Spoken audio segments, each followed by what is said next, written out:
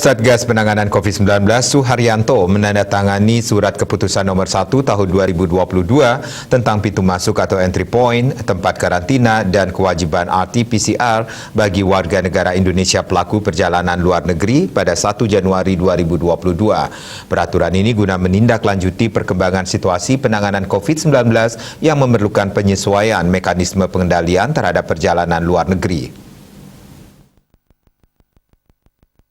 Meski kasus Omikron sudah terdeteksi mengalami transmisi lokal, jangka waktu karantina justru dipangkas. Dalam keterangan pers virtual usai mengikuti rapat terbatas dipantau di kanal YouTube Sekretariat Presiden, Menteri Koordinator Bidang Investasi dan Kemaritiman Luhut Binsar Panjaitan mengatakan, karantina akan dipersingkat dari 14 hari menjadi 10 hari dan yang sebelumnya 10 hari menjadi 7 hari.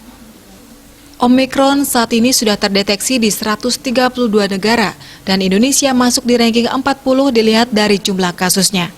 Kasus Omikron di Indonesia hingga kini ada 152 kasus yang sudah sembuh 23% yang dinilai cukup baik. Ia juga menegaskan kesiapan dalam menghadapi Omikron sudah sangat terkendali. Namun ia tetap mengingatkan agar berhati-hati, mulai dari vaksinasi terus digencarkan, obat-obatan, rumah sakit, dan semua yang diperlukan untuk penanganan Omikron sudah disiapkan. Dilaporkan bahwa kesiapan kita menghadapi Omikron ini saya kira sudah sangat terkendali, tetapi tetap dengan kehati-hatian, mulai dari tadi vaksinasi terus digencarkan oleh Menteri Kesehatan, nanti beliau nambahkan. Kemudian yang kedua tadi mengenai obat juga sudah disiapkan, rumah sakit disiapkan, semua yang dibutuhkan untuk itu kita sudah siapkan. Jadi jauh lebih siap, saya ulangi, jauh lebih siap dari kejadian pada Juni tahun lalu. Dokter dan penerimaan karantina hingga kini jauh lebih siap.